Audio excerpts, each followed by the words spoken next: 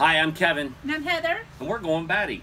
We're answering a tag or a challenge that we got from Jonathan from Lone Star Living about the 10 reasons why we homestead.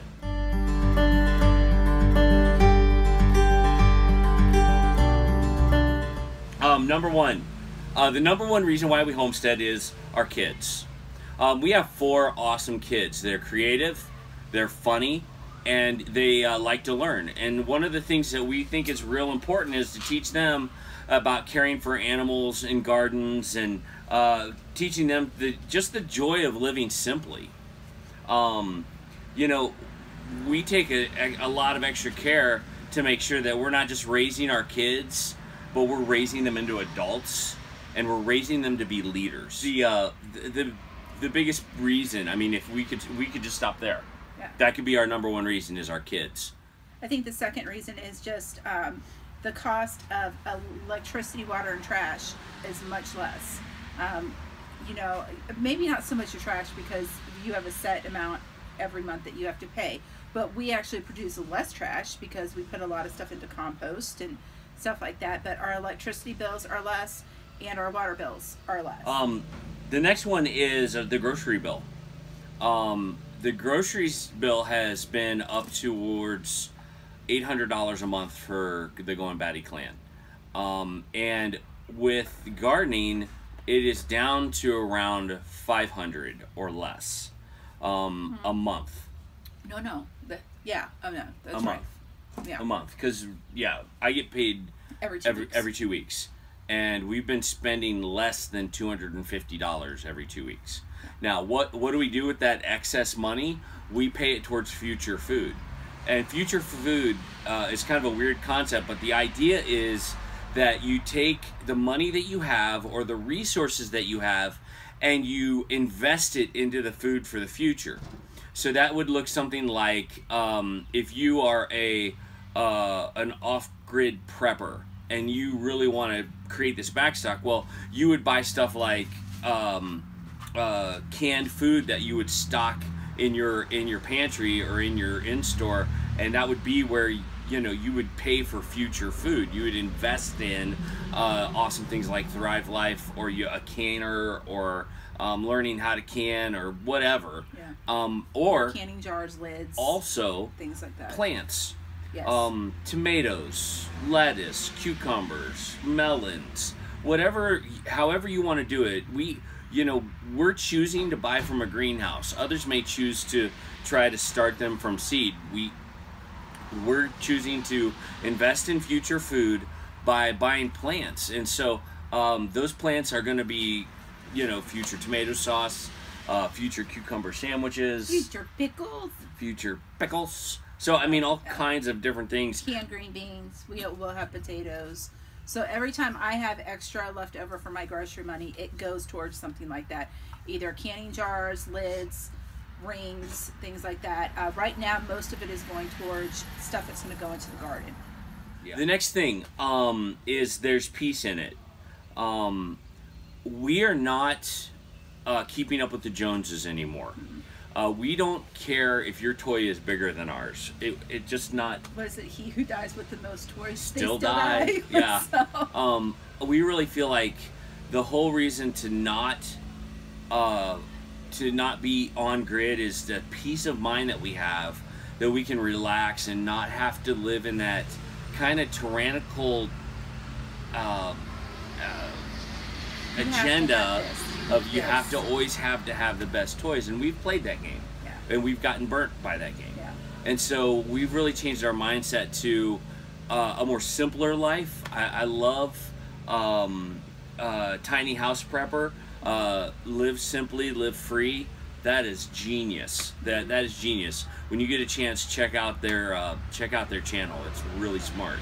So I think there's peace in it. We are, at this point, living above the fray. We don't take our kids and put them into a bunch of sports and a bunch of things that keep them occupied, that don't allow them the time they need to search their soul and to learn some just obvious things. We teach learn things that they really want to do. Yeah. Because I know so many families where their kid had to be in some kind of sport every quarter. Yep. And, you know, well, I want to keep my kid fit. I want to keep them happy. I want to keep them healthy. But is it what they want to do? Because a lot of times it wasn't what they wanted to do. And, you know, we've allowed our kids, and I'm not saying that we're better or anything in this, but my philosophy is find what you love and pursue that with your whole heart. Yes. Find what just makes you happy. I mean, yes, someday you may have a job that is going to pay the bills, but if you have that one thing that you absolutely love to do, then that brings joy to everything else. For our daughter, she loves to sew, and she's gotten good at it. She really has. You know, my oldest son has found a passion in drawing that we didn't know that he really had. And had we said, well, hey, you need to play basketball, which is not his bag, you know, he may have never found it and then been resentful that we made him do that. That's right. I mean, there are things that we do make our children do because it builds character, it makes them better people, you know, stuff like that. But when it comes to those extracurricular things, that is where they get to decide what they want to do. Heather and I, for the most part, are introverts. I can be an extrovert because of my job. It's so exhausting. Well, I have a stressful job and I have to be around people a lot. And I'm an introvert. And so being alone actually feeds my spirit. And one of the things I love about homesteading is being alone out there in God's country, where you can be around nature and you can listen for God's voice. It restores my spirit. It restores Heather's spirit. It makes us nicer people to be around.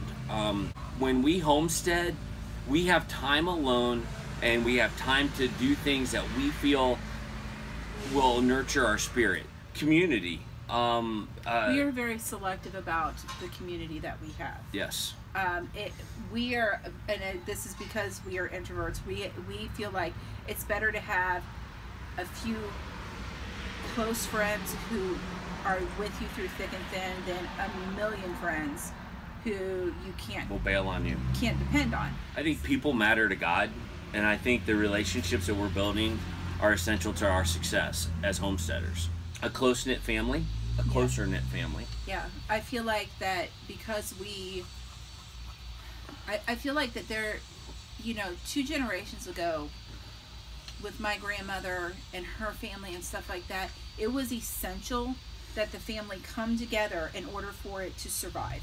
Especially when you have like my grandparents and Kevin's grandparents who grew up during the Depression, where every bit of everything mattered and the family was together and they were closer. Like we were talking about how when I was a girl, you know, when all of the vegetables came in and we started doing stuff, like there were a couple of weeks during the summer where everything stopped and all of the women in my family and me and my mom and everything would go to my grandmother's house and we would can. We would do tomatoes and sauerkraut and green beans and soup beans and beets and pickles and jams and jelly. We would do all of that. And we did it together, and there was a community about that. I mean, Kevin talks about when he was a kid and how his grandmother, who was one of 9, like their family would get together and do things. And I think that we're slowly losing that. Yeah. And, you know, I want my kids to not only get together because they're related, but choose to get together because they love each other. Well, absolutely. And there's nothing that binds you. Very loud motor scooter going by us right now. There's something that binds us together as a family when it's pouring down rain and your kids are in the muck with you setting up a chicken coop. That happened to us. It's pouring down rain or it's pouring snow. We're in the elements and we're all in it together getting the job done. And there's been more than one occasion where my kids have totally saved my butt. They've totally saved our chickens' lives because they've been out there in the mud, in the mire. And if I ask Katie to set up a fence right now, she knows exactly what to do. Now, she may not like it all the time, but she would do it because it's something that I've taught her how to do, and we're closer because of it. Well, and I think both of our older kids could do that. Our younger boys could do it with some supervision. Yeah. Because because they are young, and it's like, okay, we need to stay on task here and stuff. Yeah. But they could totally do that too. A sense of accomplishment is the next one. We really feel like, well, and Heather can speak to this, but when we accomplish the task of raising a chicken and it lays its first egg, that little bitty egg that comes out. Or if we have eggs and it hatches, we just have 5 brand new chicks. Yeah. And to see that, there's a sense of accomplishment there. For me, because I am a stay-at-home mom, there are sometimes, and a lot of stay-at-home moms can attest to this, that when people ask you, like I was just at the doctor and he asked, what do you do for a job? And I said, I'm a stay-at-home mom. And there's that dead silence. And then they're like, oh, well, yeah, that's a lot to do. And it's like, it's almost not as important as maybe having a career outside of the home. Yeah. And so, you know, I know that raising my children is the task that God has given me. That my heart has always, from the time I was a very little girl, that's where my heart always was. But I also feel like that I'm also contributing something else to the family besides that. So if I have a garden that I'm taking care of because he can't because he's at work, I'm bringing food into the house. And, you know, so I feel like that there is a sense of accomplishment there. When I'm canning my own chicken stock like I'm doing right now, I've got. And that goes to our next point too, of making a contribution to the family. Yeah. Where you really feel like you've made that contribution. Like when Heather tends to the garden so well that, you know, we get to have potatoes and we get to have tomato sauce and we're canning stuff. I mean, that's a major contribution to our family. When I'm able to take a chicken from a baby chick all the way to the dinner table because I've learned how to eviscerate a chicken, there's a sense of accomplishment in that. And there's a sense of pride I take in the fact that I've put food on our family's table and I didn't have to go to Kroger to do it. I didn't have to rely on Aldi's. I didn't have to go to Meijer or Walmart. I was able to do it on my own.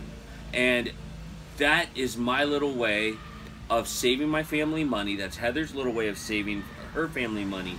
But it's also that sense of accomplishment. Yeah. I did this. Yeah. And it's something that sometimes can get lost in the rat race of keeping up with the Joneses. And how the next one is the culture and how they process and grow food. We have all heard the rumors or seen the true stories of, they're not rumors, but true stories of how animals are butchered in this country on a mass level.